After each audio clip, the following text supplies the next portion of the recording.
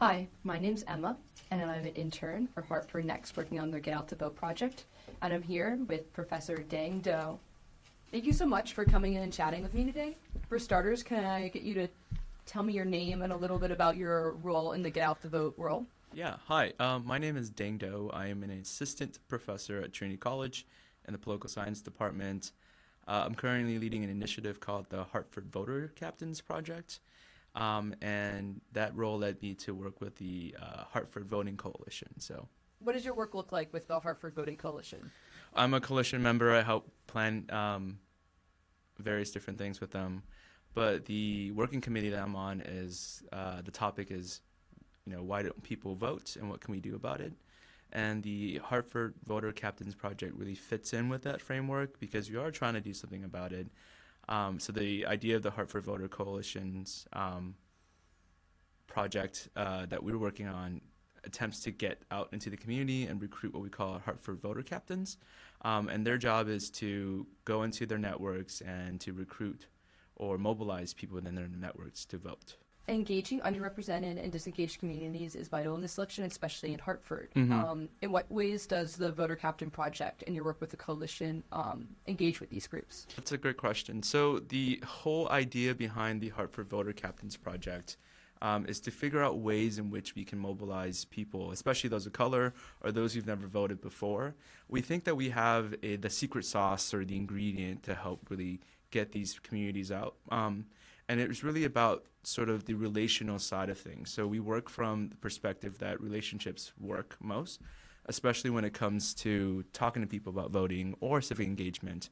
We know from the literature that the best way to turn out the vote is someone talks to you, right? So that's why canvassing is sort of the best method of getting out the vote compared to just flyers or text messaging or anything like that. So that one-on-one conversation seems to be the best way to do it. The problem with that is that you're speaking with a stranger, right? And so we think with the Voter Captains Project, in focusing on people's personal networks, their friends and family, we would have a better chance of doing that, right? So this idea of trust and credibility becomes really key, important mechanisms. You're more likely to respond to your parent or your friends or your family when it comes to voting than you would a stranger. And I think for people of color, that becomes even more important, right? We can talk to them in a certain way. So in addition to getting, trained in how to have that conversation, we teach them the right ways to talk to people, especially those from marginalized, underrepresented backgrounds, right? Racial minority folks that live in Hartford. We teach them to have that conversation that gets at the cultural aspects of that. Of the relationship, right, and connecting it with the act of voting. So, for example, if I'm speaking with my mother about voting, right, I would use the Vietnamese language because I'm Vietnamese, right? I would talk to things that matter to the values that she holds, and then connect it with the act of voting. So, education is a big thing that we have in our family, right? It's one of those big cultural values that Vietnamese Americans have, and so connecting with like the fact that student debt loan is so huge. Right. Connecting with the idea that her son, who's trying to get, who has a PhD and is working really hard, is in debt, right? And so saying that in order for us to address issues like this, the act of voting would be one way in which we can really effectively do that, right? Electing people to help get at this particular thing. So we think having those kind of conversations that connect with people on a cultural level that speaks to their values would be the most impactful way of moving people from non-voters into being voters. And so that's what we're testing out with the Voter Captains Project. We're not entirely sure, but we think that it's going to be a very useful way of doing it. Through your work with the Voter Captains Project and the coalition, how have you been collaborating with other groups, and how do you think that's important when you're looking at voter turnout in Hartford? Yeah, 100%. So we approached this project from what's called a community engaged research perspective, and this is something that I was trained in grad school, and more so recently been delving into this approach. The idea here is that as political scientists, we need to be targeting issues that matter to the community, right? And one of the values of community engaged research is to first build trust and relationships with the community itself and have their needs be above that of the researcher. So, historically, the community's view of research has always been extractive, right? So these guys come in, then they collect their data, and then they leave. Community engaged research is the opposite of that, right? So we are part of the community. We put the needs of the community ahead of time, ahead of ourselves, and then they kind of guide our research. And so that's been the approach that I have. So getting involved with the Hartford Votes Coalition, meeting with all the organizations that are on the ground, and really pitching this idea to them and asking them what they need has been sort of the core of what we've been doing. So they, at day one, have been involved in thinking through the project. They've been, really helpful in connecting us with the community members that we need, offering advice.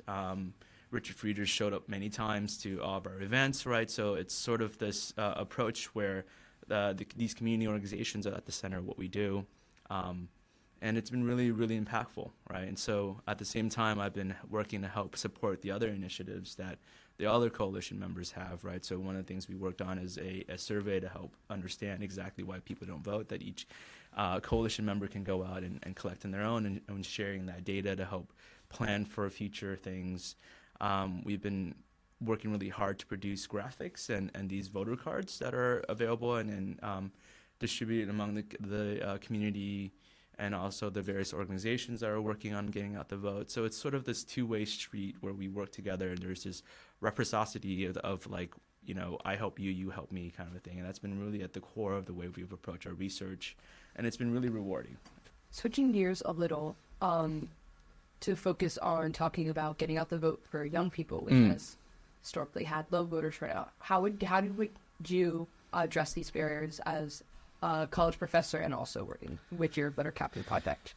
Yeah, no, I think, historically the youth vote has been very, very low, right? And the way in which we've been trying to mobilize people, especially those from the youth, has been through things like direct action, right? So within my project itself, I have a team of undergraduate researchers. Emma, you were one of them, right, that went out in the community and really worked on this. And I think what's one way to do is having them get involved, right, and seeing how this project, how this issue is really important. And so things like research experiences, right, can be really useful in opening the eye of the person that's working with us. I think also on top of that, we keep talking about this idea of relation organizing. I think that this relation organizing approach is not just only effective among racial minorities, but it could be very effective among the youth as well. You can probably think back when you were younger, right? Like your friends were sort of everything, right? What they thought about you was really important. So imagine if we use these friendships and these connections, these relationships to drive things like voting, making voting cool again, right? So I can imagine if we had more time to develop a voter captain model that can be applied, maybe at Trinity College, for example, or in these various high schools, right? One of the things that I keep having in my mind is, growing up, one of the big projects that one of the big things programs that we had was this like anti-drug thing, DARE, right? So like, even though it wasn't a super great program, right? Having something like that integrated in schools, but related to civic action, civic duty, and voting, I think, could be useful, right? So you can wear your voter captain shirt when you're in high school and walk around and feel really cool. Or these local chapters of voter captains in various high schools and middle schools that then can build up that sense of civic duty, And so that's the long game, the long vision that we have. This is our first time running this project, and so we're hoping that it will build on it as the years go. But at least for the youth vote, I think that relationship aspect of mobilizing people to vote can be very effective. So sort of as like a wrap-up question, what message would you want to share with people who are hesitant to vote, don't think it will make a difference, or just any large sort of takeaways from working on the project and being involved with the Hartford Votes Coalition? The act of voting is abstract enough where it's hard to see how your vote would impact your life directly. But I think the thing that I tell people all the time is, you're not just voting for the president when you go out to the polls. You're voting for state representatives. You're voting for city council members when those elections come. And those are the people that have a direct impact on our lives, even though we might not think about it, right? One of our voter captains shared with me the reason why she decided to volunteer and be a voter captain and to participate, because she saw how, having 2 kids as a single mother, there wasn't a lot of opportunities, these after-school programs that are out there that are available for her. And so she connected it with this idea of like, oh, if I can elect the right person to have these kind of programs, it would be useful for my kids themselves, right? And so I think reminding people that, there is direct benefits to it, and you're not just electing this amorphous figure in the form of the president, right? You're electing the city council members who's allocating the budget for you. You're electing the state representatives who are allocating, where resources are going to go. And I think that reminding people of that is really important. I think that there's definitely this sort of sense of alienation that people have with voting, right? Like a sense of mistrust.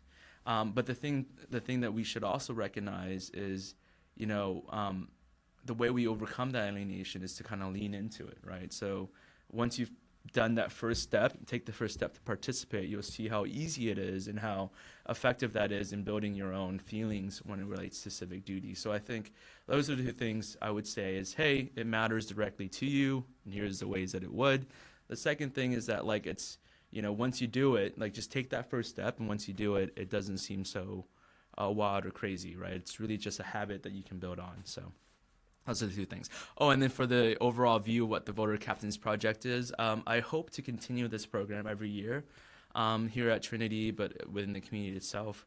My grand vision, again, is to have this program be really expanded, not just sort of the Hartford community, but across the state of Connecticut, for one, but also to, maybe bring in a youth aspect to the story that we're telling, and to the programs that we're running. And then it will be sort of this thing where there's a core of really motivated voter captains that are just out in their community. They're turning out the vote, but they're also doing other things, right? So this sort of identity or community of folks who are engaged in civic action.